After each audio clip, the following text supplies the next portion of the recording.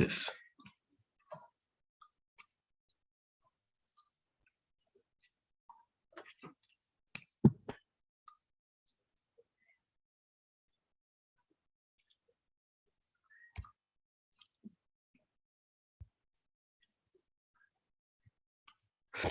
All right, fam, it's your brother Asad, and I'm back again with another quick video, another little live stream.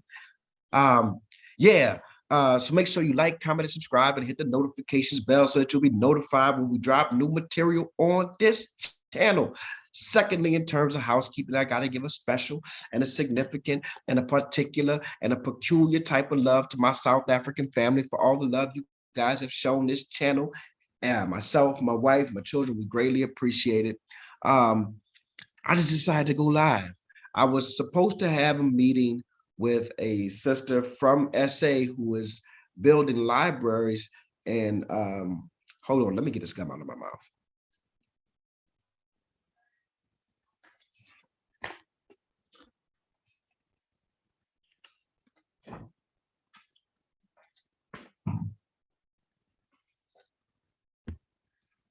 She's building libraries in rural South Africa, but we were having trouble connecting the audio.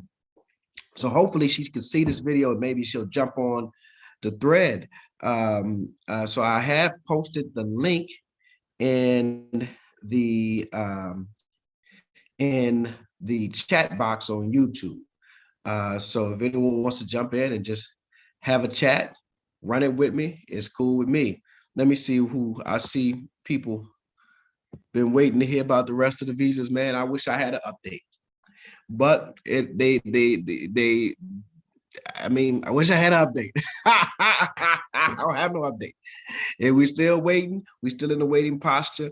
I'm hoping that it'll be next week. I'm hoping it'll be soon, but we'll see. It'll be here well in time for us to. I mean, the hard deadline that we have to meet is September 2nd, and that's when school starts for the children. So as long as we have, and I mean, they said, I think the longest they were saying is 12 weeks, right? 12 weeks, which will be about another month. So we have been waiting now 7 weeks. Last Wednesday made 7 weeks. So this Wednesday I make 8 weeks. I mean, if we waited all this time, it ain't that bad. I mean, we only got a month left at the longest that they say. So I'm hoping that, around week 8, maybe we'll get it and then we can be out of here. Good to see you too, brother. Hello, Doc. Thought about you today. Well, man, look, thank you, man. Thank you for thinking about me. I hope it's some good thoughts, man. We need to put good energy into the atmosphere. It's been a long time. Good to see you. Yeah, man, look. So we have been, we homeless. Yeah, we are homeless. That good kind of homeless, though. Out of debt kind of homeless. But so we were in Houston, Texas. And we were out there. So initially, the last video we posted, we were in New Orleans and we left and we went to Houston, Texas and hung out there for about a week. In fact, we came back today to drop the kids off by my parents and so that they can spend some quality time, a significant amount of time with them. But then Adrian and I are like, when I get off of this live, Adrian and I are going to hop in the car and head back to Texas and hang out there. So that's where we've been. And the internet was kind of spotty in the place where we were.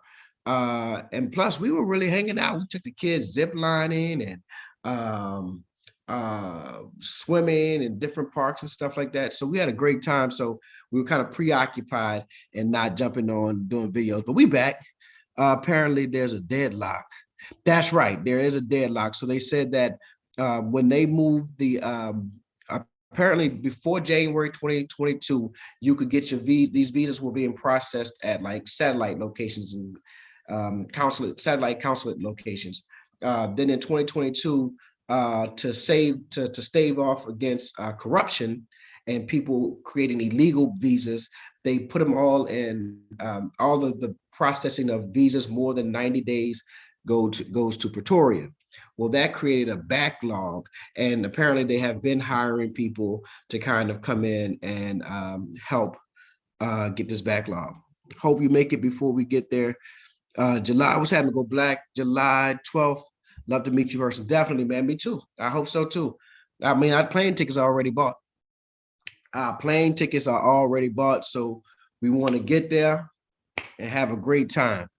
Uh, that's right. More time with the parents, man. And I had a great conversation with my mom last night about essay and the importance of being in the majority, the importance of seeing images of yourself, like driving along the M1 or the N1 and seeing the billboards with black faces on it or whatever have you. My mom's 83 years old and she's lived to see a lot, family. Think about that. She's lived to see she was born in segregated, our Jim Crow, our apartheid. She's lived to see that come to an end. She's lived to see the election of a first black president, and she lived to see the election or the selection of Thurgood Marshall to the United States Supreme Court, and now she gets to see her son head back to Africa. Man, what a wonderful and fulfilled life, right? It's been very hot, over 100 degrees in many states. You will find it chilly in SA this time of year. Man, Houston, Texas was burning up. Like New Orleans, it started to rain, so it cooled down. So when we got here, it was cool. But Houston, Texas, we like it was 104, 105 degrees. Now, I don't know what that is in Celsius, Fahrenheit. I don't know what scales we use. I'm confused. But I just know it was super duper hot. Yeah, oh man, this is frustrating, but I guess they wouldn't have an issue with children's visas if they were rejecting you. I'd be freaking out.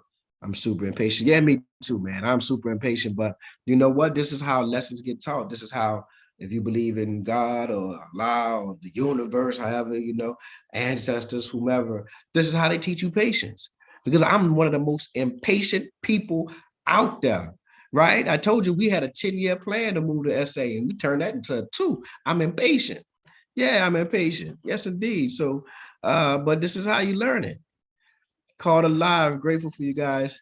Thank you for sharing your journey with us. Thank you for watching, man. We really, really appreciate everybody, our South African family, our African American family that supports whomever, man. We just appreciate it, man. So continue to watch, continue to support, and we'll continue to share this little journey, man. We can't wait to get there and go house hunting.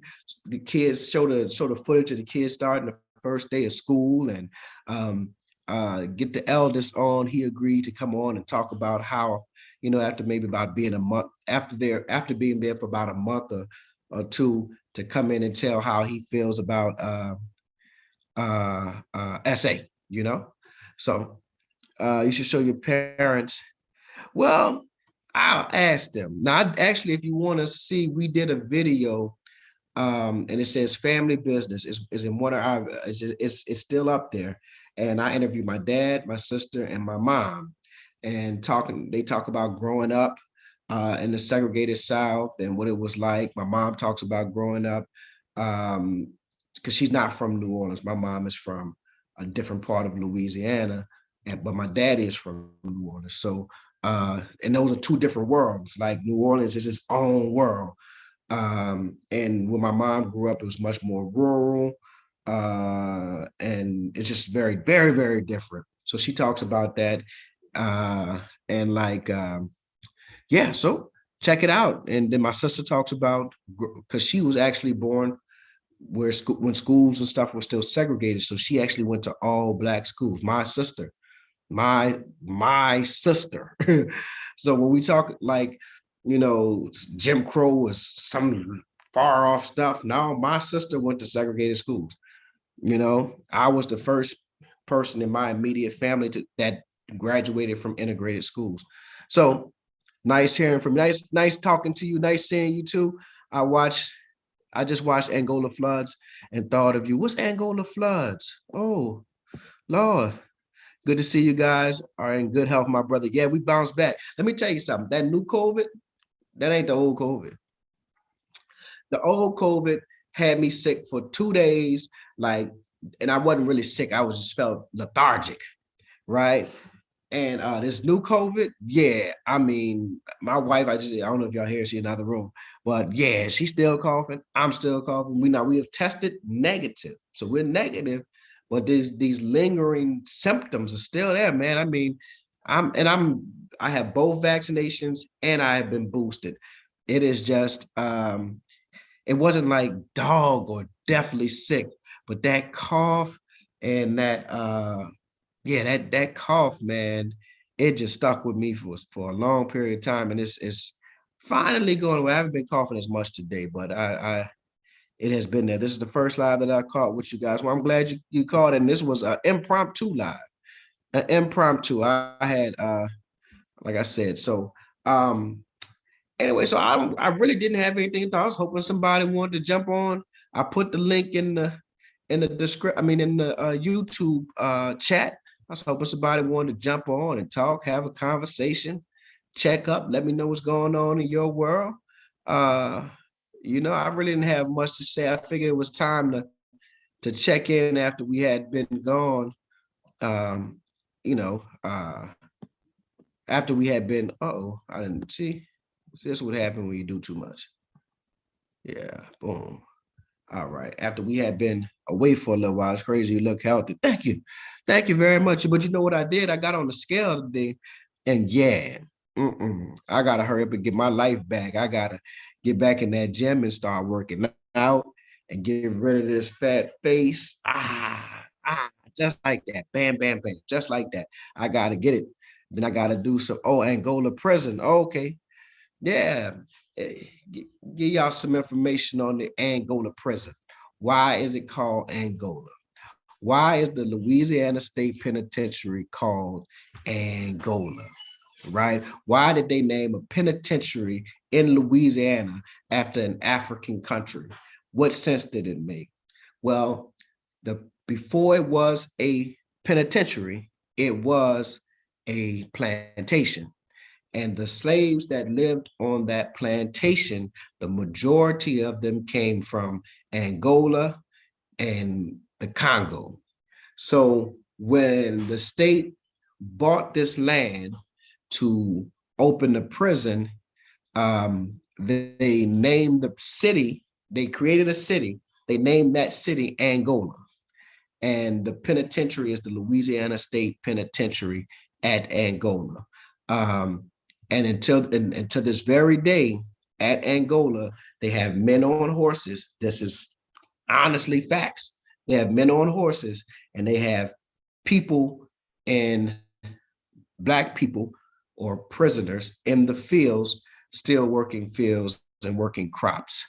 Because the 13th Amendment said that slavery was outlawed except for punishment of a crime. So these people are working fields for 2 and 3 cents a day, sometimes maybe more, maybe $2 a day or something like that. So yeah, that is that. I'm just getting over my COVID. Test came negative, man. I was sick for a few days, felt bad. Heck, or I guess I didn't get bad as others did. Yeah, man, that new COVID ain't no joke. You know, I'm starting to see places in the States asking people to mask up again, because whereas we are over it, like in the American population, the American mind, well, yeah, we finished with COVID, right? COVID ain't finished with us. Them numbers still rising and people are still getting it. Fortunately, people are not dying like 2020, right? The new strand is far less deadly than that initial COVID, but people are still getting sick. People are still spreading it. Like so many people, um, so many people recently that I've spoken to, at least 4 people, and were like, "Yeah, man, I got the COVID." I'm like, "I got it too, man. They hit me up." So I'm like, "Oh wow, Angola prison, America sick. Knowledge is pain. That's why it hurts to know." Drake, wow, yeah, Drizzy. That boy Drake dropped a CC Peniston album, huh? he dropped a house music, man. What y'all think about this revolution that's taking place in terms Drake dropping house music and Beyonce kind of dropping a house music album. Now, my opinion is this: they're appealing to a world audience, right? These two people are super duper stars, and they already have a built-in core American audience that's black and white. Like these people are no longer just black superstars. Beyonce stopped being a black superstar a long time ago. She is just a plain old super duper star, and she has white diehard fans. She has black diehard fans, and Drake the same thing. So now they know if I drop an album, my diehard fans are going to buy it, and that's probably at least 1 million people in the United States. But I can drop this album and now appeal to a wider market, the world market, right? And still sell some records. Let's say I watched a vlog visiting Venezuela recently, talking to an educator about the Afro-Venezuelans history. They were taken from the Congo. Man, yeah, the Congo got hit up. Like so oftentimes we talk about, African Americans and those in the diaspora who were descendants of slaves coming from West Africa, but there are states. Well, Ghana was hit up, right? Nigeria, but Angola and Angola, the Senegambia, right? That area, Senegal and Gambia, and Angola and Congo area. Boom. That's You'll find so many African Americans, particularly in Mississippi, Louisiana, and Alabama, who have roots, who have their DNA that's going to trace to Angola or the Congo. In fact, I tell y'all this all the time. Right here in New Orleans, again, our penitentiary was named the penitentiary today is named Angola, but here in New Orleans we have a place where Black New Orleanians meet every Sunday. Like today, they'll be out there drumming and dancing, and it's called Congo Square. Look up Congo Square, Google Congo Square, and you'll see. And the reason why it's called Congo Square is because it was a whole bunch of people from the Congo that started the meeting there on Sundays to drum.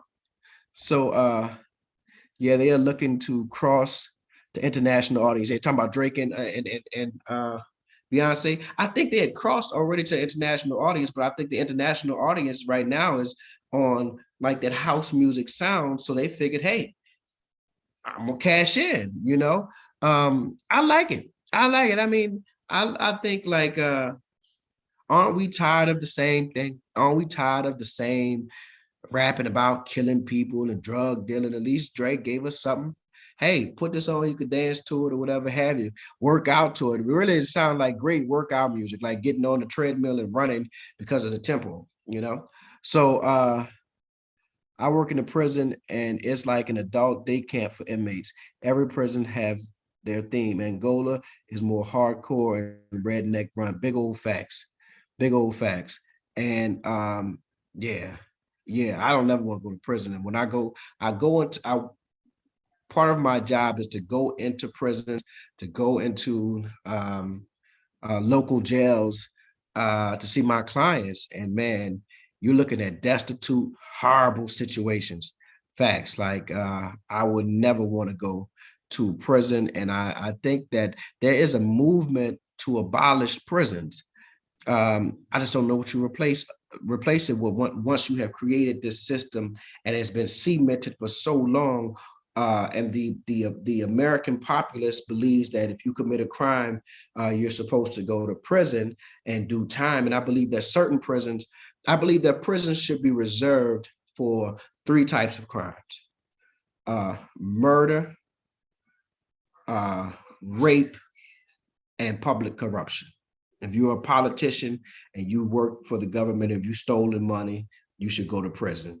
If you are a rapist, you should go to prison. If you are a murderer, you should go to prison. Now, if you've committed other violent crimes, like you beat somebody up, I think it depends on the severity, right? People get into physical altercations all the time. It's the severity, the reasoning behind it. But someone using drugs, someone selling drugs, someone stealing to eat, right? Someone shoplifting because they need diapers for their children. You know, someone, stealing a car. Well, all of these things are wrong. I don't excuse them. But should someone spend years in prison for it? Right? I don't, in America locks people up, they lock them up. Louisiana is the locks people is the second highest incarcerated state in the country, and we lock people up for a long time, 20 years for drug possession. Like you're 19 years old and you have drugs on you, and you get caught and they give you 20 years. Do you really, what did it do for your life? Didn't it just waste your life? There has to be an alternative to that. So anyway, glad to hear that laugh. I got used to. I hope you guys are better. Yeah, we're better. Read the Beyonce sample, a song from late icons Brenda. I don't know how to Fassi. She also used a local New Orleans artist named Big Frida on her first single. I personally think house music is coming full circle. In the late 80s, my brothers and sisters in SA adopted it from the Windy City. As it lost popularity somewhat, SA carried it through the millennia. Yeah, yeah. And DC had a house music sound. Well, DC had house music and go-go music, right? So and I like I'm about to mess it up. And, and piano. I am piano. Yeah, I like that little song. I saw Sierra put out a little video dancing to the doing the Piano. Yeah, to the world, dance music to the world. Yeah, yeah, yeah. I agree. Murder, rape, public corruption.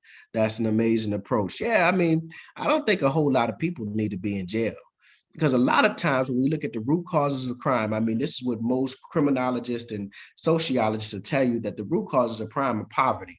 But Aristotle told us that 1,000 years ago. Aristotle said that poverty is the mother of revolution and crime. Right? Aristotle told us that a long time ago. So if we start addressing issues of poverty,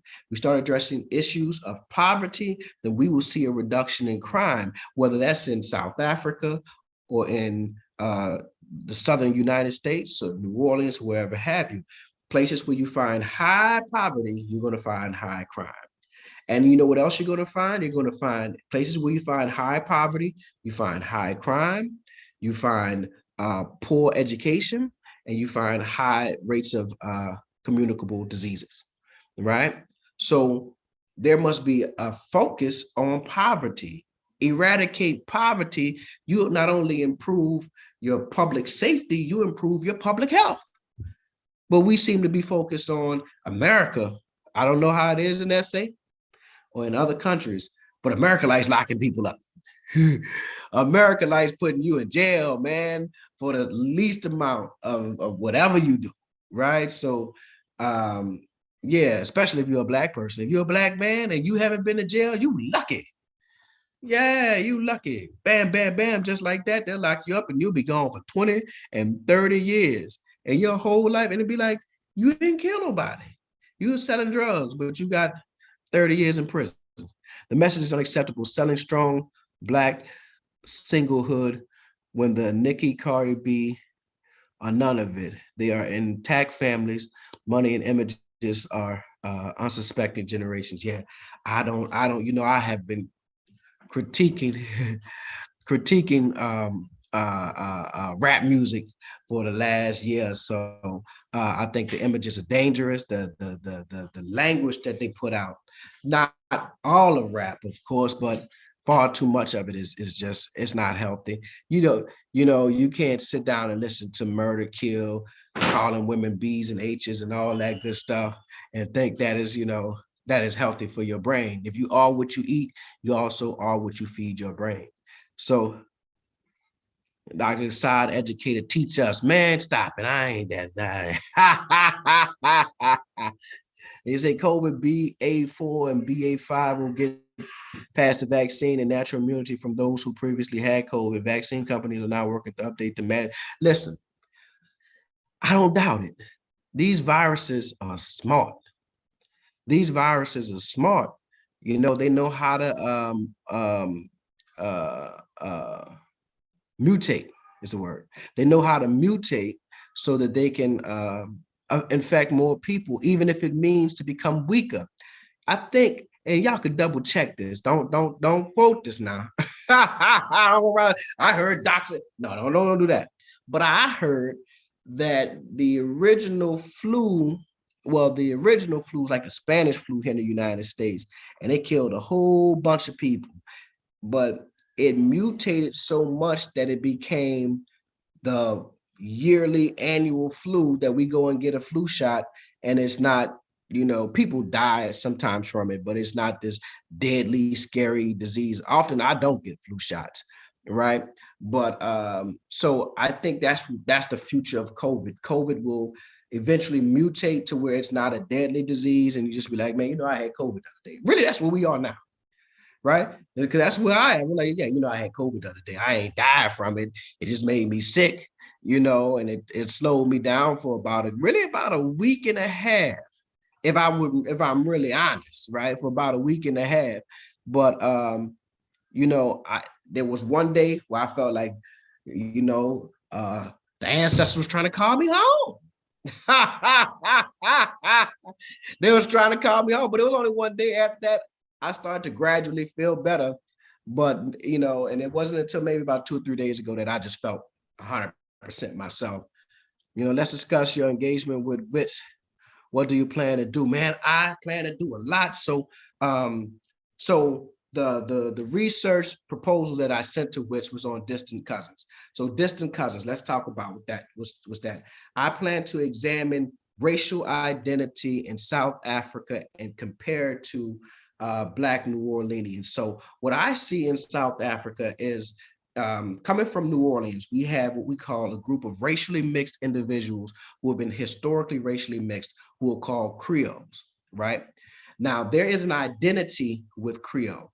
They identify as Black, but they also identify as Creole. Creole becomes their culture, Black becomes their race, right?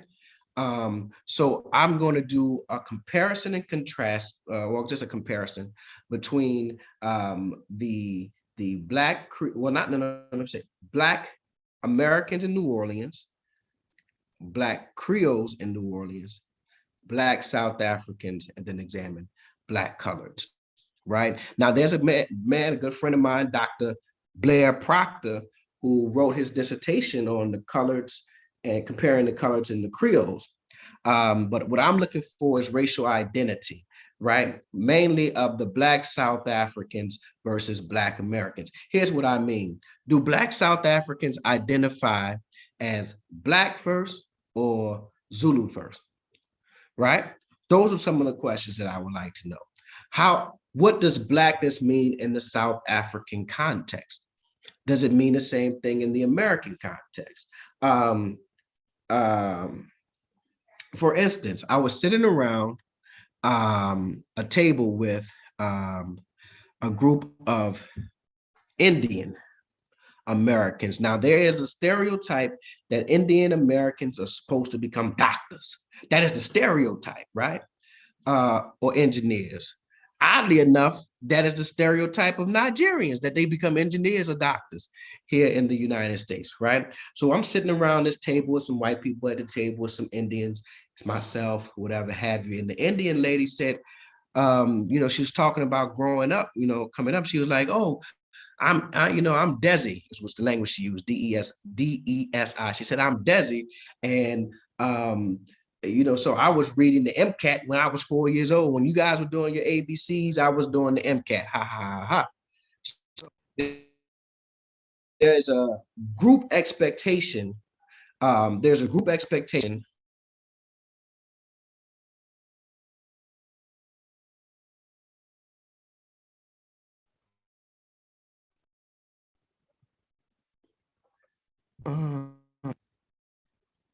All right.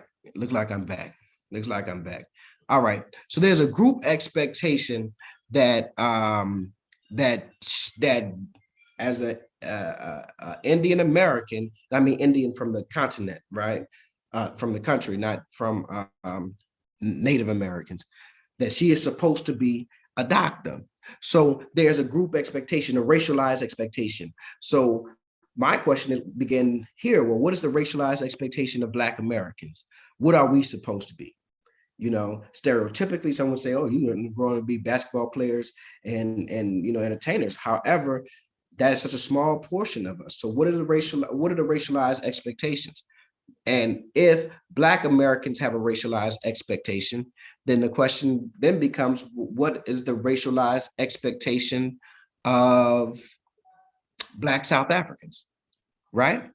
So we're going to examine race and identity from that part, along with, I believe, the WITS is looking to eventually have an American Studies program. So maybe developing a few courses there around that. I think I do actually want to give a talk on hip hop music. So Brother Blair, Dr. Blair Proctor recently did a talk on jazz and Sophia Town and Harlem, right? So I think I want to discuss hip hop music, rap music, and but what I have to do is say I got the American part of it down. I need to find out a little bit more about the history of hip hop in SA. I know we have Jube Jube, I believe his name is, obviously AKA, and he used to be in a group um, um, with Dr. What's his name? Dr. Welsh. Oh, I'm sorry. I do not mean to disrespect his brother's name. And so there's AKA, and I know there's a beef between AKA and Casper. I know there's A Reese. I know there's Blackie, and several other hip hop artists. Rest in peace, Ricky. Right. So they're Big Zulu. So, but I don't know the details of how this culture starts and really the content of a lot of the music. I listen to, Nasty C, and his content is beginning to move towards very Americanized content. It looks like he's trying to appeal to the American audience as much as possible. Um, you know, and I think that could become problematic in many ways if the content becomes much like the content of American hip hop music, where we're talking about violence and drug use and disrespecting women. So we'll see. So those are some of the things. All right, let's see. Let me go back and say the same thing about the negative. Salam alaikum, Mark. What's going on, my brother? Blackfish. How are you, my brother? I'm talking about sale, Tom, and principle, I think is what he's saying. All right. I said the same thing about the negativity of hip hop and the negative impact it has on folks. I was crazy. I'm glad others are thinking like me. Man, Madam Mama C. Dolores Tucker told us 20 years ago, 30 years ago, that this was a problem. Reverend Calvin Butts told us 30 years ago that this was a problem. Yet we allowed rappers. So if y'all read, there is a book by Noam Chomsky, and it's called Manufacturing Consent. No. Yeah, Manufacturing Consent, right? And it discusses how the media, because of the influence of corporations, becomes basically an arm of the state, right? So certain ideas are propagated and promoted through the media. So much so that dissenting ideas and thoughts are drowned out. So this same thing happened with rap music 30 years ago, when Mama C. Dolores Tucker was criticizing rap music, when Reverend Calvin Butts, y'all excuse them, at the house that I'm at now, it's a chime clock. So every hour it chimes. When Reverend Calvin Butts and Mama C. Dolores Tucker were saying, no, rappers, you should not make this music. Producers, you should not produce this music, and distributors, you should not distribute this music. the rappers in the music industry, people like Kevin Lyles and people like Russell Simmons, they had access. They had access to media. They had access to the magazines. They had access to the radio. They had access to TV. So they were able to weaponize the media against Mama C. Dolores Tucker, against Calvin Butts. So voices of dissent, voices that said, man, we shouldn't be rapping about killing each other, man. We shouldn't be rapping about using drugs and glorifying it. We shouldn't be rapping about prison. We shouldn't be rapping about raping Black women or raping women at all, right? When they said that, the media was weaponized to drown them out. Their voices beginning to get drowned out. So now 30 years later, you have a person like myself who grew up on hip hop, who grew up listening to rap, and I say, nah, that's not good, and I sound crazy. I sound like, in fact, someone told me you're attacking Black people, and I'm like, oh, they said you're attacking. They said, Doc, you're attacking Black culture, and I was like, since when did rape and murder and drug dealing become Black culture? Right? Rosa Parks wasn't out there raping and murdering. Dr. King wasn't out there raping and murdering. Brother Malcolm ain't teach you to go out there and rape and murder and kill and sell drugs. Since when did rape, murder, and drug dealing become Black culture? But because the media has constantly pushed this narrative to us, it is after a few decades of it, we have accepted the unacceptable. So my argument is that there's an axiological war, Axiology deals with ethics and aesthetics, and not aesthetics just in terms of beauty, but aesthetics in terms of harmony, right? In terms of peace, working together. So rap has waged an axiological war on our ethics and our aesthetics. It has eroded our ethics, so that we've now begin to accept the unacceptable. So anyway, RUNSA, I'll be there soon, God willing. Love the approach regarding racial identity. I'll be there to join you in that crusade. Come on, brother Richard and Monique and sister Monique. Let's see. Assalamu alaikum, Sandra Muhammad. What's going on? I remember when I saw Winnie Mandela at the Municipal Auditorium years ago, the first thing she said was New Orleans more reminded her of South Africa than any other state in America. Listen, if you come to my South African family, if you ever visit New Orleans, it don't look like Johannesburg. It don't look like it. But that cultural element that you see, New Orleans has maintained Africa so much, but we don't always recognize that it's Africa. We just recognize it as being New Orleanians, as part of New Orleans culture, right? So when you see it, it's really amazing. Like those who know and they visit, it's like, whoa, y'all know what y'all doing? They look at some of our practices and they'll be like, do y'all know what y'all doing? That's such and such what we do in Ghana.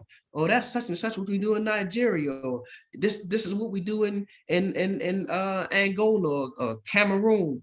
And we just like, oh no, that's just a New Orleans thing. And forgetting where it derives from those deep African roots. And here's a thing. I posted this the other day on YouTube and on my Facebook page. New Orleans is essentially an island. Maybe at the least a peninsula, but essentially an island. It is surrounded by water, and it was first connected to the mainland in 1958 through a bridge. New Orleans used to have canals. We have our major street here in New Orleans called Canal Street, right? They used to have canals where people use boats to get around, right? This is in the 40s and the 50s. And and even into the 60s, because the bridge was just built in 1958. So it was cut off in many ways from the rest of, it was cut off geographically by water, and culturally because the people who own this land the longest were the French. And the French had a different approach to slavery. They had a laissez-faire approach. The French men were sleeping with Black women left and right. Hence, we get the Creole population, right? And the French people were Catholic, strong Catholics, supposedly, and they didn't believe you're supposed to work on a Sunday, so they gave slaves Sundays off. Hence, African slaves were able to go out into Congo Square and drum because they had Sundays off. So it really changed what happened here in this gumbo of New Orleans. What is Black? Because to us, African and Zulu is the same. Yes, a Zulu person is a certain type of African, but African nonetheless, and we are African first. Great to know. Great to know. Ain't it funny? A cow gets sick, we get mad cow disease, a pig becomes ill, we get swine flu, a chicken gets flu, we catch H1N1, a bat chills with a pig, and there's a pandemic.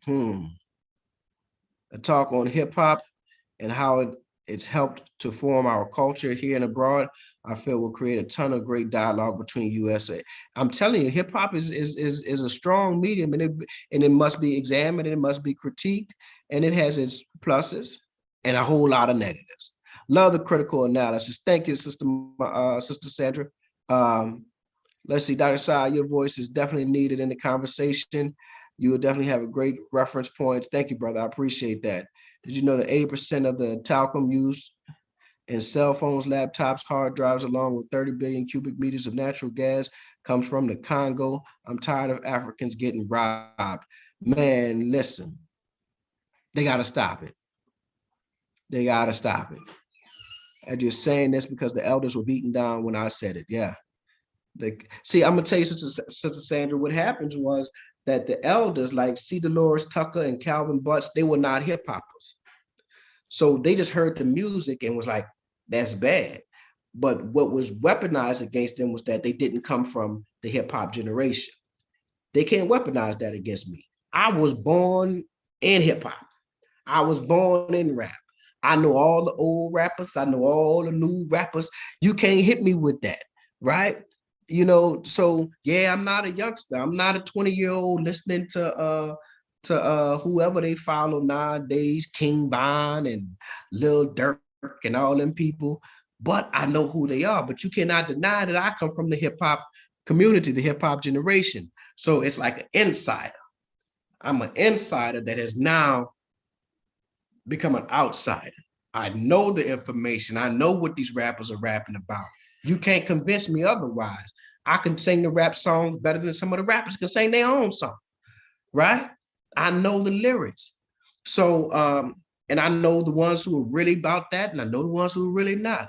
So, I think that becomes my advantage. It's like, yeah, you can't isolate me by saying, oh, that's just an old person talking. No, I'm younger than your favorite rapper. I'm younger than Jay-Z. You understand what I'm saying? I'm younger than Nas. Yeah, I'm younger than your favorite rapper. So I can really talk to them about this. Anyway, the Congo, okay. She was speaking politically, the Creoles like the colors. South Africa has the most gold and diamonds in Africa. Wow, I'm just flexing. Handle your business, brother. Let me see something. Let me see if I can, anybody wants to jump in here. Let me see. Let me see if I can see something. 1 second, family. I want to see.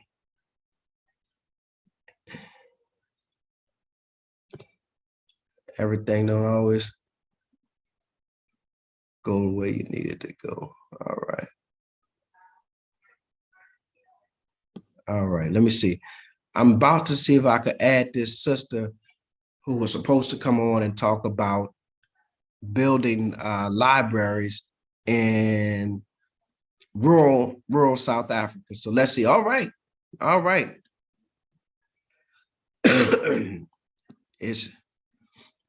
I think we're having trouble with we were having trouble before with the audio. So hopefully we can get this audio connected and we could have this conversation, right? Hopefully we could have this conversation, man. Thank y'all for hanging here. Oh, the audio is connecting. Big old facts. All right. All right. Let's see how this gonna go. Bam, bam, bam. Just like that. Let's see how this gonna go. I'm getting excited. This is good stuff. Let's see. Let's connect this audio. It's gonna connect. It's gonna connect. And that camera gonna come on and we're gonna have this conversation. Bam, bam, bam. Just like that. All right. So in the meantime, between time, um, you know, uh, as we discuss hip hop or culture, I look forward to getting to South Africa and really immersing myself in the various cultures. Um, I want to learn more about marriage practices and dating practices from a South African perspective. I watch a lot of South African movies and How to Ruin Christmas, right? And love is a four-letter word and all of that. And I see that there are there are modern dating practices, and then there's the traditional ideas of wedding practices and courtship. So learning more about that, learning more about like non-Abrahamic faith traditions, even though I'm a big Muslim energy. Ha ha ha.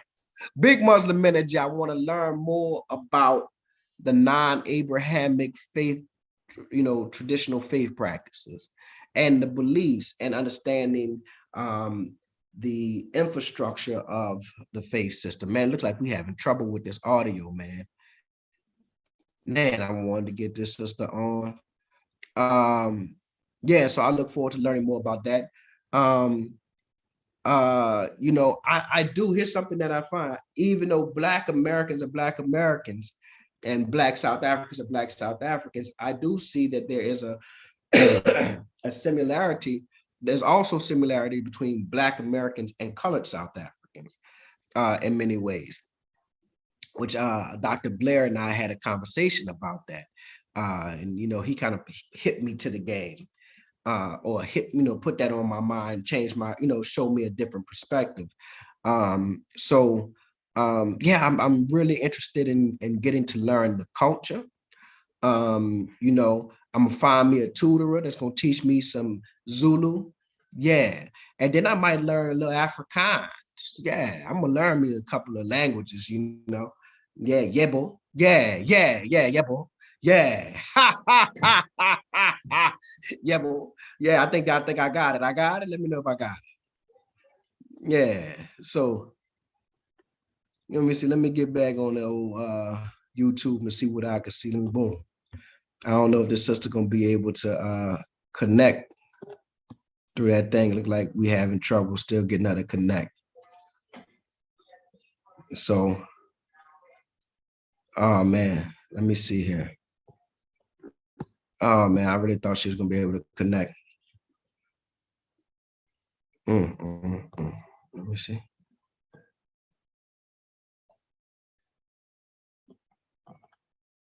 Yeah.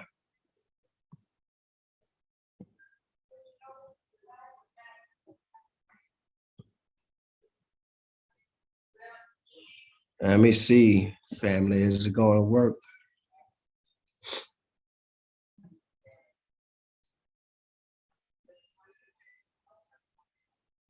Let me make sure this is muted here. I don't want to have any feedback. Oh, I've been watching a lot of. I've been watching a lot of. Okay, let me go back outside. I know why some of our. Okay, let's go back. Okay. Have you ever watched the Wynton Marsalis Congo Square DVD jazz music? No, but I can tell you this: my mama taught school for 40 years, and she taught Wynton Marsalis, not musically, obviously. She taught him like reading and English. Yeah. My mama taught Wynton Marsalis. My mama had, I don't know if you guys know who Donna Brazile is. Donna Brazile was once the head of the Democratic Party. She was a very powerful Black woman, and my mama taught her too. Donna Brazile is a New Orleanian. And if you know anything about New Orleans is buku small. Buku. New Orleans is really, really small. But so that's why it's like, oh, everybody knows everybody, and you can reach out and touch somebody. Dr. Assad, I don't know why some of our I watch Drink Champs. Do they represent or contradict ideals inspired by African Americans, seeing as they glorify hip hop? And I mean, they rappers. The Drink Champ Nori is a rapper. He had a big hit back in the days. What? So he's a rapper. So of course he's going to glorify it. That's his culture.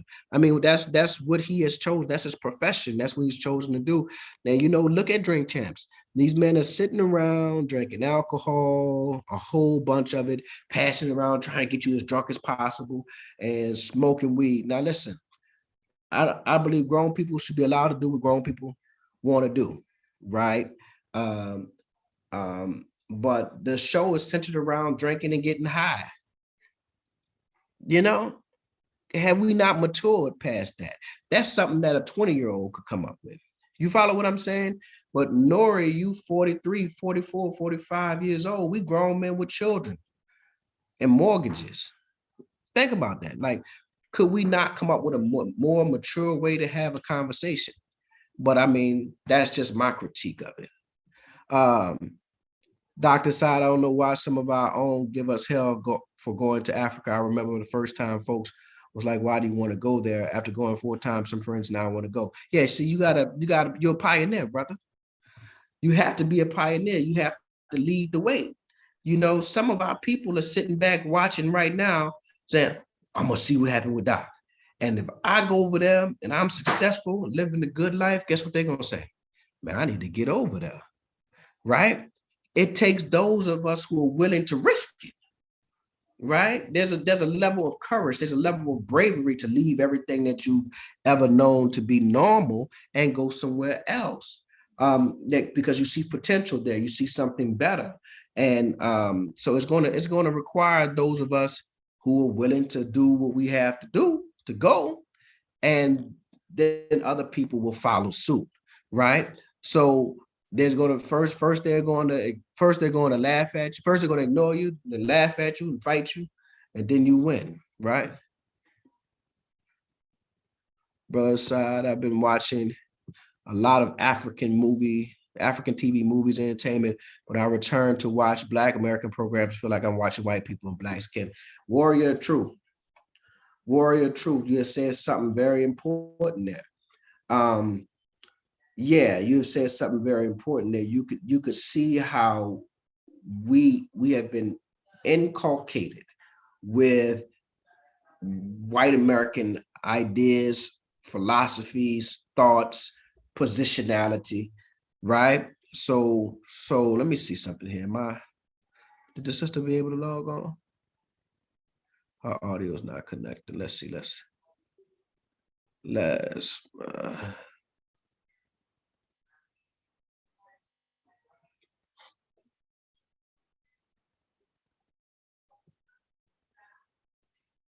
All right, but yeah, so you can see it. You can see it in our thought process. But you're very right. I watch a lot of Nollywood movies. I watch a lot of South African movies. In fact, just last night I watched a movie with Jocelyn Dumas, who and a few other these Nigerian and Ghanaian actresses on Netflix called Glamour Girls. But it wasn't really that good. I was confused about the storyline. The subplots and plots didn't connect. It was a few things. There were some critiques that I had of the movie, but on the flip side of it, it made Nigeria and Lagos look pretty good. And it's good just to see Africa producing movies at a nice quality, right? I watched what's the last one I watched on from South Africa? It was about the young girl going to college and she get caught up in their life. She was dating an old man at first, and then she a rapper or a singer type. I think he basically raped her. But she was in college trying to get her life. Her mama had spent her money. I forgot the name of it, but it just came out recently, about maybe a month ago. It was pretty good. Like honestly, I don't want to give it. If you haven't seen it, I forgot the name of it. If you haven't seen it, I don't want to give it away, but I didn't like the ending because I don't think that's realistic. Mm-mm. If you maybe I'll do a review of that. Let's see. Hello, finally caught you live. Love you guys. Love you too, brother or sister. I don't know, Noella, no, sister. All right. Asante Donna from Rwanda. Wow, that's from New Orleans. Wow, that's how we say what's up and hey, how you doing in New Orleans? Wow. Um, let's see. I Doc, hope you and the family doing well. SA dropped the mask and COVID protocols. That's great. That's great. Even worse with Nori is pushing his friend alcohol brands down the community's neck. Like, here's what I'm saying. Like, alcohol is one thing, right? It gets you intoxicated. Um, but what about healthy juice?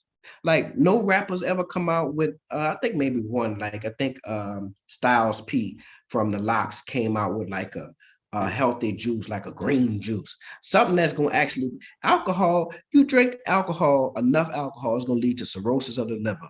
People drink alcohol, get behind the wheel, drive, and kill a whole bunch of people, right?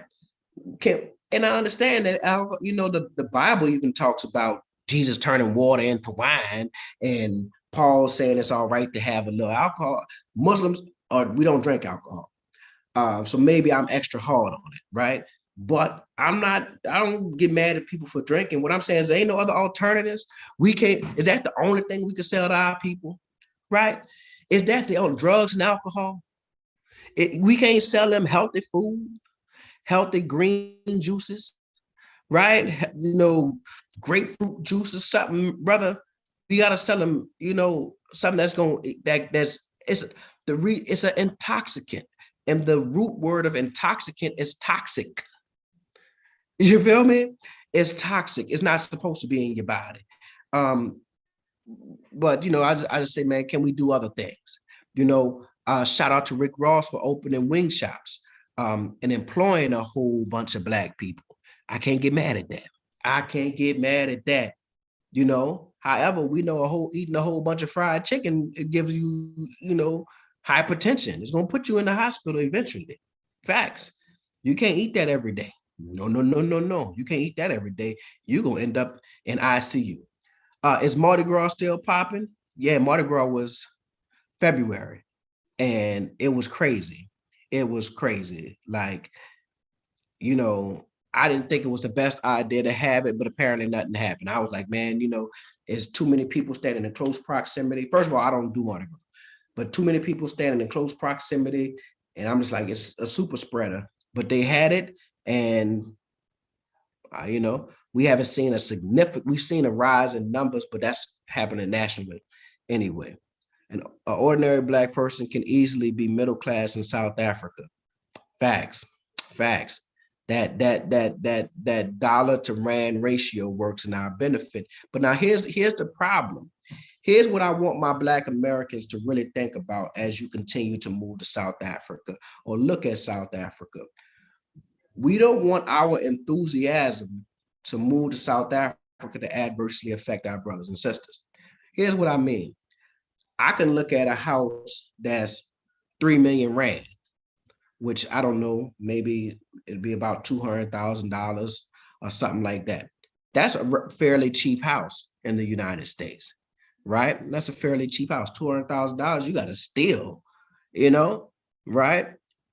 But what we don't want to do is to have our American dollar artificially inflate home prices and prices of goods and services, so that it then adversely affects our South African family who are not earning US dollars, who are still earning rand, who are earning, not still, who are earning rand. So we want to be very careful about how we maneuver. So don't go over there, I'm gonna buy a house, and then you're gonna offer, 100,000 rand over it because there's little money in the American context. But now you are beginning to, again, artificially inflate the prices of items, services, and goods. And then that puts a undue and an untold amount of pressure on South Africans who are not earning American dollars to try to keep up and to try to afford these goods and services. So we have to be intelligent about how we move. My wife and I have been getting hooked on movies from Africa. Our Netflix app is now suggesting more. Yeah, that's how mine started. Dollar stronger than the rand. That is, and that's all it is. That's a good thing. It is. It is a good thing for African Americans, but there can be a adverse effect uh, on South Africa. In SA, they arrested a Chinese factory owner for having 51 black slaves working and living in horrid conditions. Africa has to stop allowing outsiders to abuse its people. Yeah, facts. I didn't hear about that, but yeah, we just what? Huh? What? No, a Chinese man? Huh? Nah. That's nah, nah. That ain't gonna work. I've noticed lately that SA is getting on the radar more and more African Americans than ever before. Facts. This internet can open the world up to SA. Yeah, or SA to know the world has been open to SA. Yeah, you failed to mention that all of the 51 were illegal foreigners, some from China. Okay. So okay, all right. Realistic $200,000. Yeah. Richard and Monique Wells, please try Nigerian Idol and Nigerian The Voice. Oh yeah, I saw they have a Nigerian Idol. I did see it. How well can I live on 3,000 per month in SA? I would imagine you could probably live decent. I think that for the retirement visa, they asked for maybe 32,000 rand, which is about, or maybe 37,000 rand, which is maybe about 2,900 dollars. So I would imagine you could you know, you're not gonna starve. You can probably have a decent a nice apartment, nice place to live. Um, I don't know if you're gonna ball, like ball hard, but you'll be all right. You ain't gonna be in poverty. How do you feel about finally being a South African? Um, that's an interesting question. Let me sit back and ponder that. How do I feel about being finally being a South African? I think that I want to work on getting permanent residence. So that is a goal. And I think that would be an accomplishment for my generations, right? I will be the first person in my family to have gained citizenship on the continent, or citizenship or permanent residence on the continent of Africa since we left centuries ago, right? So I think that is something unique. I think eventually I'm going to write a book. I'm going to write a book about the new Great Migration. There's a book called The Warmth of Other Suns by the sister's name escapes me.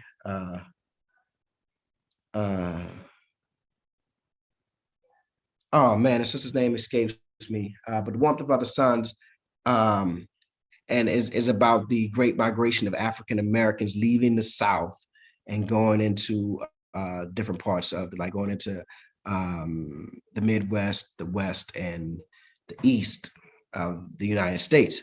But I may write a book about this new Great Migration of these African Americans who are now returning to the continent, and how that affects generations and how that affects,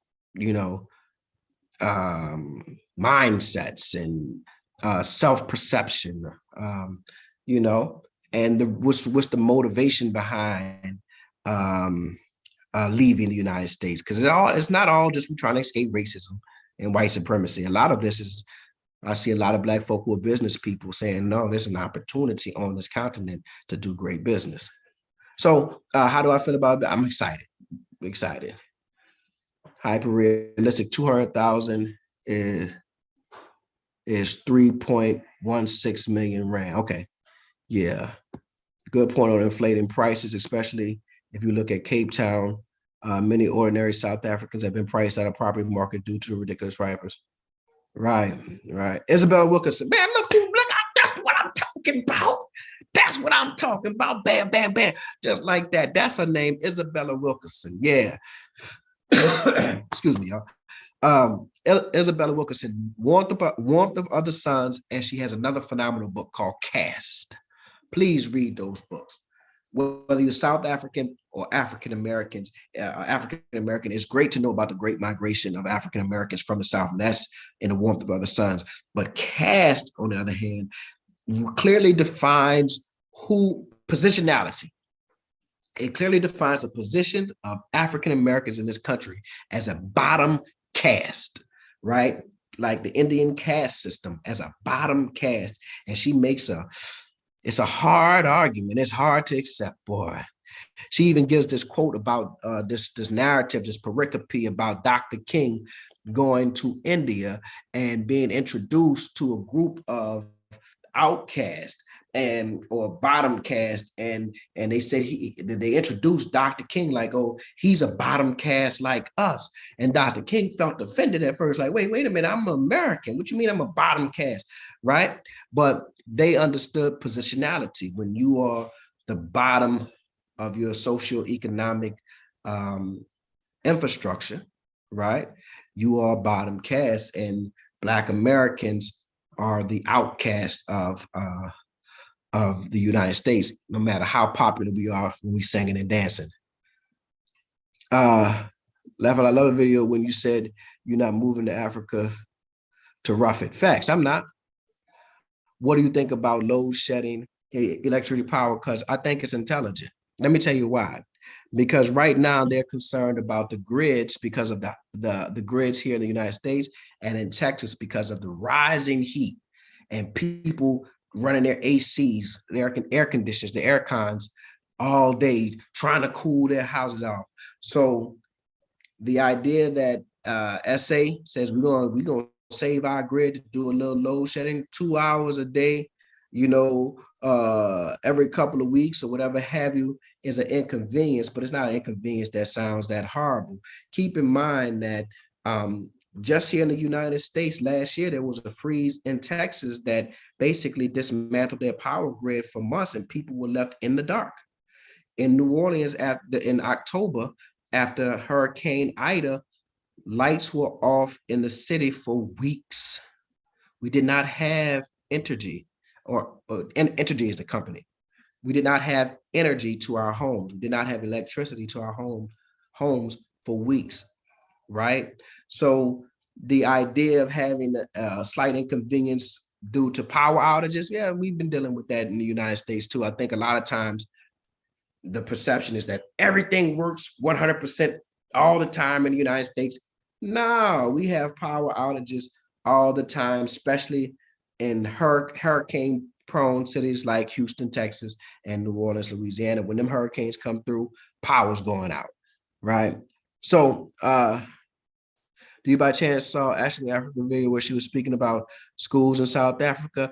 I think I saw part of it, but I did see a video recently like this she did on Critical Skills when she shouted me out. So shout out to Ashley in Africa. Bam, bam, bam, just like that. Yep, just like that. So let's see what else we got here. What do you think about it? Love the video. You talking about roughing? Yeah, I ain't trying to rough nothing. We all need the basics. A lot of Black people have been fooled by these YouTube videos. People DIY stuff. Did you by any chance see? Yeah, I did see. Okay. I actually had the thought of you and Adrian chilling with me and my man, but I think we're too young for you. But yeah, I really wish. Oh, so we old now? That what up there? So you saying we old? All right, that's cold-blooded. That's cold-blooded, man. Yeah, man. I ain't number 43, but I feel 23. Yeah. Is there an agency that will do a contingency home sale in the United States or in SA? If you're talking about in the United States, of course. I don't know about SA, and I don't know. If somebody knows, maybe they can help us out. What you know? That's right. Lawrence Otis Graham, Our Kind of People. If I'm not mistaken, Lawrence Otis Graham wrote Our Kind of People. Yeah. And I saw a good debate with him and oh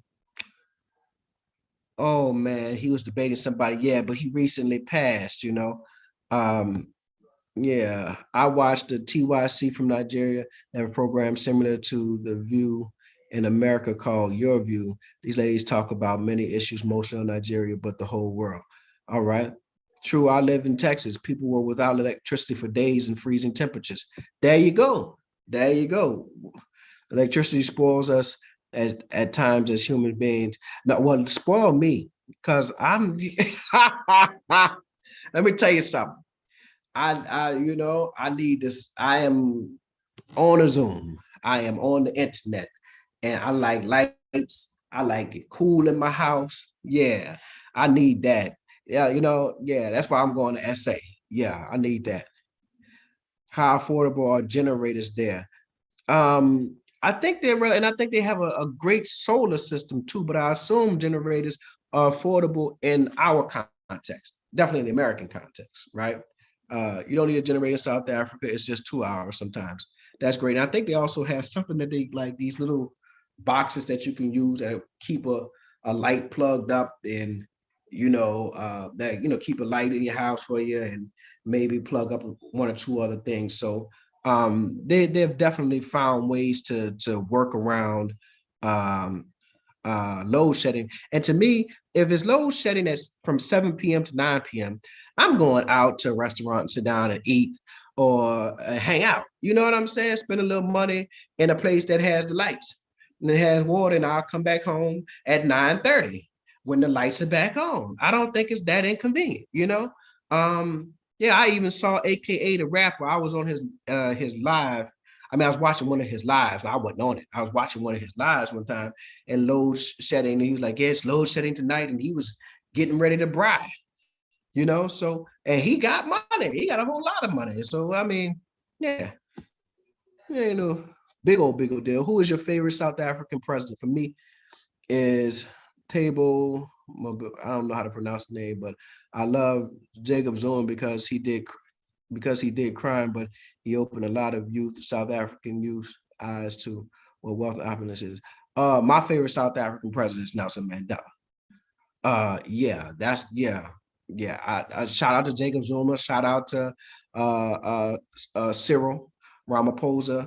But yeah, Nelson Mandela is that's a giant. That's a giant. And I know there's people who read like the young people are kind of recently starting to critique Mandela and the role he played, but I think that's youthful. It's youthful. I think when we look at things in the greatest scheme of history, Nelson Mandela is a giant. So that's my favorite. When you move here, you will move. Will you move to Santon? Four ways. Centurion is an option. Um, yeah, so that area. Generators are relatively cheap. Move to Port Elizabeth. But you know what? Let me tell you something. I was watching, I think his name is Fano. I think he's a Nigerian YouTube brother. And he did a video recently where he took $100 and he went to Cape Town and showed us how, showed what you can do with $100 in Cape Town. And he rented him a place and he went out to eat and he got him something to drink and he did this, that, and the third to show you that you can take $100 and do well. But he made Cape Town look I don't know what kind of camera he's using. That ain't no iPhone. That's something new. That might be a Z phone. But whatever it is, he made Cape Town like the shots and the overview of the ocean and I think he went up to a mountain in his car. I was like, man, I gotta go visit Cape Town again. I've been too hard on Cape Town. I've been too hard on the Cape Town. I gotta get there and check it out again. And I really would like to buy some beachfront property, but I think that's super duper expensive, even in the American context. It wouldn't be anything that's unattainable, but it would be rather expensive for but I would like to buy some beachfront property in Cape Town or maybe Durban. I have to go to Durban first before I make those type of determinations. But move to Port Elizabeth and just visit Joburg, move to the coast. That's what I'm talking about. I mean, my African Americans coming to Ghana, my brother, African Americans coming to Ghana did what you said, inflated prices for Ghana. Ghanaians, okay, which is causing tensions between the groups. We gotta move strategically. We can't just, like we're moving off of impulse, and that's fine. That's fine. The impulse is innate, and is a reason why you have that. Like it's like a reflex. But we also have to make sure that, and see, that's what I'm saying. We have to establish these connections and of community between Black Americans and Black South Africans, including our colored South African family, and including our white South African family. We're not trying to price them out to where they struggling to, but we have to form relationships so we can understand how to move strategically, not only as it creates bonds between us as one group of people and or as a distant cousins, right? But also as it relates to the economics of it. We do not want to play dangerous games to where look up and we become people resent us for being there. Man, the prices went up because the Black Americans came. That I used to could buy that house for 2 million rand, and the Black Americans came, and what made me think of this? Right now, people can't afford to live in California. In the state of California, home prices are so astronomically high that you have working people who go to work every day who are homeless. You know what they're doing? They're packing up and then moving to Texas. Now, 5, 10 years ago, Texas was the place to go buy a house. If you're from Louisiana, you would move to Texas because you could take $200,000 and buy a 5,000 square foot home and in a nice, beautiful gated community with a pool in the back. Well, these people from California who are used to paying 500 and 600 and $700,000 for homes now are moving to Texas where they say, oh, I could pay 200,000. Oh, matter of fact, if the home is on sale for 200,000, I can pay 300,000. I can pay 300. I could pay 400,000 because they're used to paying 5 and 6. So now they're inflating the home prices in Texas. So now that so now it used to be like I can go to Texas and get a nice size house for X amount of dollars for cheap.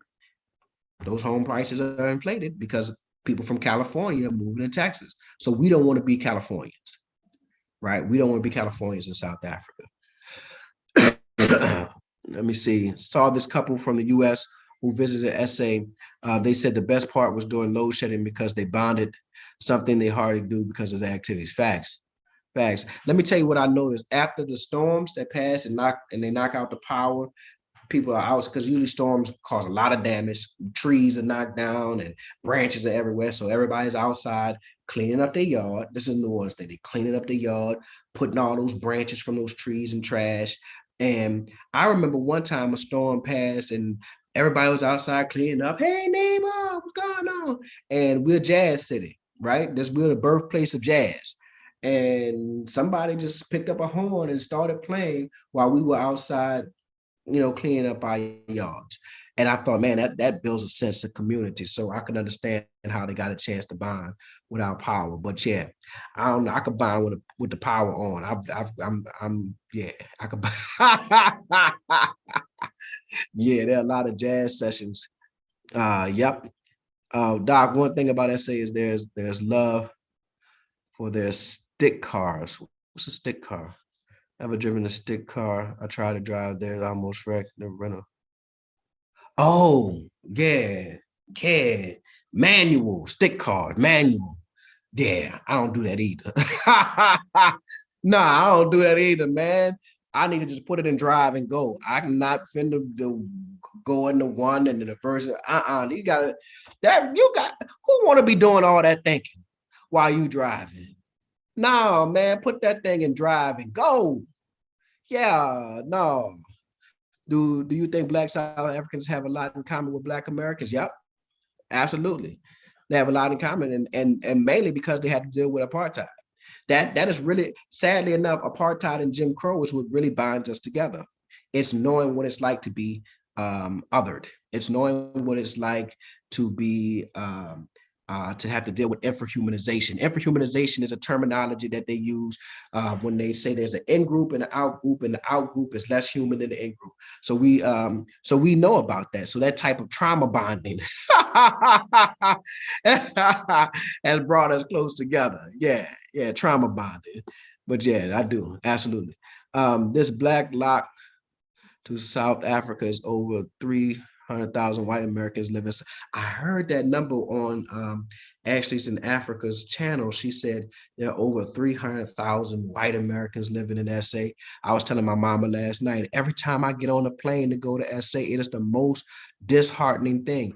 The only black people on the plane are me, my wife, and my children, or me, my wife, and Brandy, or me, my wife, Brandy, and Brandy, right?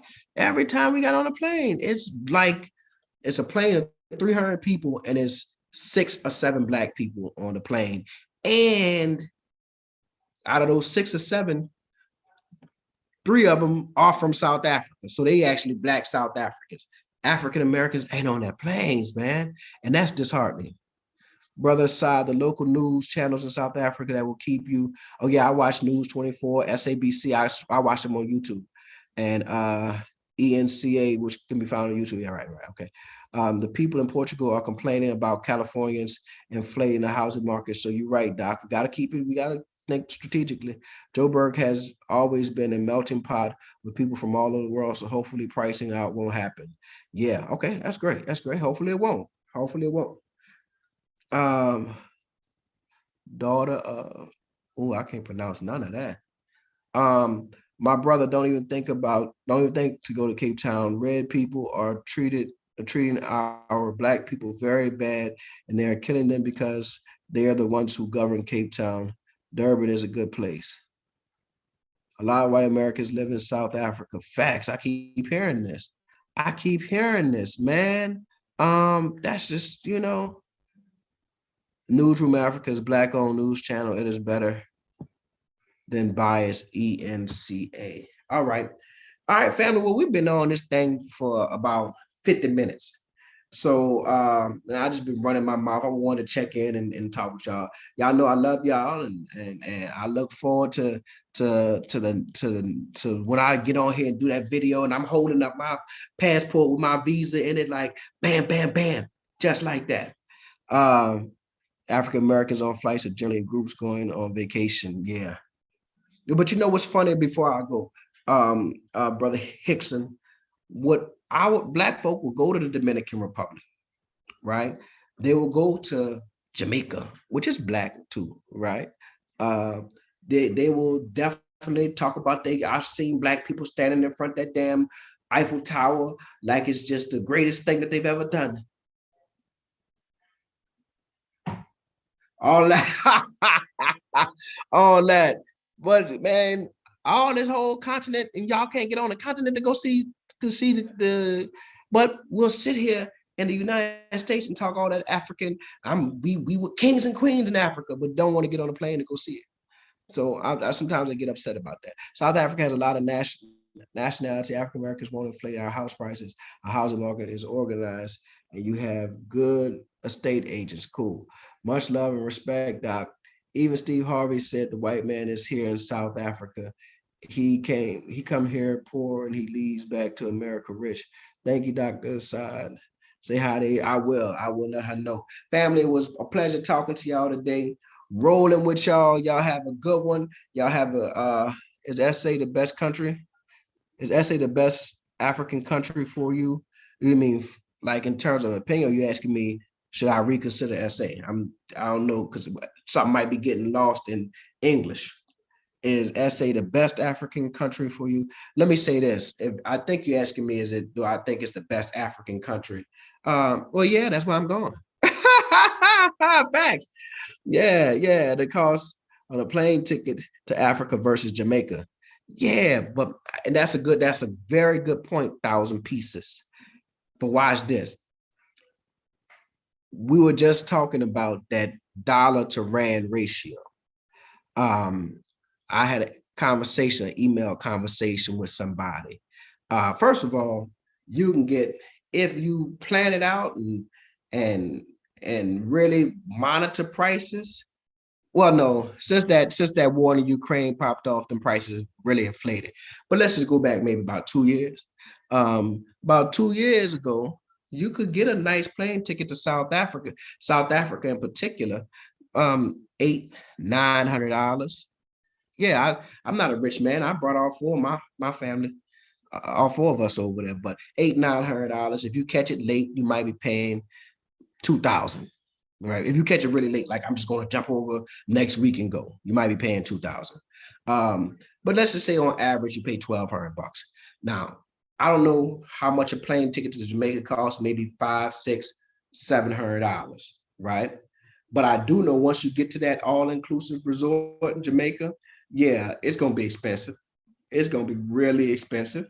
But when you get to SA, that's $1 to 16 Rand, you can get a fire Airbnb. We had a 2 bedroom, 2 bath Airbnb Rosebank overlooking the city, on the eighth floor, beautiful balcony, everything for like $53 a night. Right. So food is going to be cheaper for you. Entertainment is going to be cheaper for you. So I'm saying that to say that that plane ticket, you're right, is going to be more than to get there. But you're going to end up paying more when you get to Jamaica because they're so used to Americans coming that Americans have inflated the prices in Jamaica, right? So they're so used to getting that American dollar there, you paying real price. You not getting no discount. No, you paying full on. In fact, you getting inflated prices because you had this resort. You had the resort, right? So I'm saying there's another way that you can look at it. You may be paying for it. It may get the plane ticket may be cheaper, but you're gonna pay for the rest of it on the other end. Let's see. I'm South African, hence why I ask if SA is the best country here. I truly love my country. Yeah, yeah, yeah. And I like the fact that South Africans have a lot of pride, you know. I appreciate that. I think it's important. But you know what? I think all people have pride in their geography, and that's important. This is this is to Drake. I appreciate you. This is to Drake. I appreciate you, brother. Enlighten, brother and hip hop and sisters too. Thank you. Side check on Eric Nason destroyed America economy. Black Americans better get fast up with South Africans from business mind. Yeah, it is pricey in Jamaica now. Yep. You know, I went to Jamaica years ago. And I went to St. Anne's Bay, I think it was, where Bob Marley was actually born. And Bob Marley was born like in a rural, like it was like everything that you would think ruralness could be. And I thought to myself, dang, this guy came from this little rundown country place with not cows, a cow. Out here, and I'm just like, man. And he went on to write songs that absolutely changed the minds of millions of people, that have inspired millions of people. So don't ever let where you are determine or dictate where you could be. And I'm gonna leave it at that. Why do you prefer Joburg over Cape Town? That's a good question. Because if I can be brutally honest, and I'm not trying to be brutal, but if I can be brutally honest, when I got to Cape Town, I actually went to Cape Town first. Excuse me, hold on a second. I gotta blow my nose.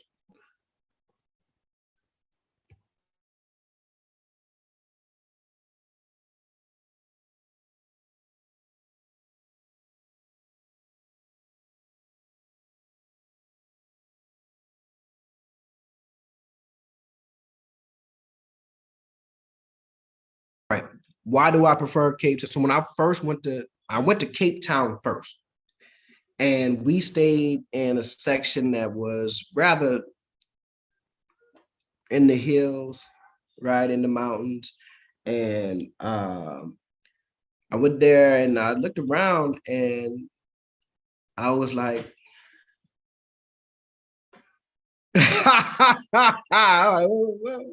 what a Negroes at, right?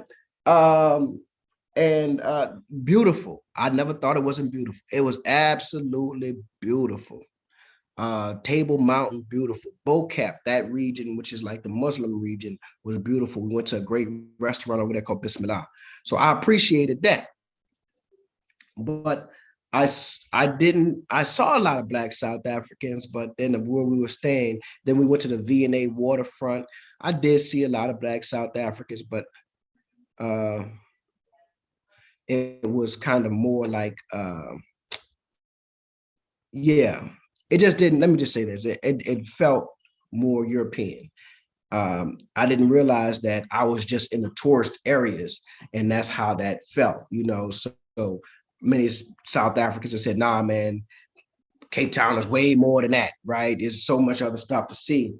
But when I got to Josie, actually, I got to Josie, got into a car, and I drove to Kruger. So I just drove through Josie. But when we left Kruger to come back to spend some time in Josie, when I got there, I looked around. I'm driving, I mean, literally driving into Josie, and I'm like, whoa, you could feel it. I'm serious. You could feel the energy. It's like, yeah, this is and this is familiar.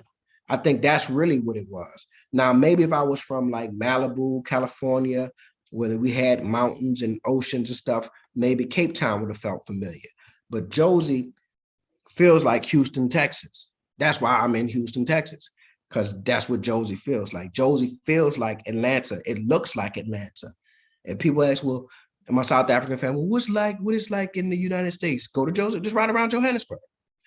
If you want to know what the average American city, especially one that is majority African American, feels and looks like, ride around Johannesburg. It looks like Houston. Well, Houston is not majority African American, but it looks like Atlanta, and Atlanta is majority African American. It doesn't look like New Orleans. New Orleans looks like its own thing because New Orleans may look like Jamaica, right? New Orleans looks like an island, has an island feel. But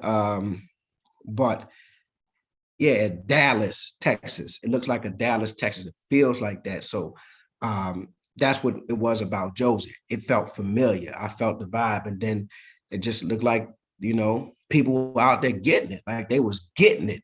You know, we know that Josie is the financial capital, the money hub, and you could see it. You know, so that's one of the things I liked about it. Black people just the world currency, and that's a fact. Joburg has a vibe. It has a vibe. Yeah, it has a vibe. It's pricey in Rwanda also. I can do better for my lifestyle in SA. Yeah, yeah, facts. Anyway, family, I'm not gonna hold y'all. We about to get on the road. So y'all have a great rest of your Sunday, and peace out. Let me stop this live here.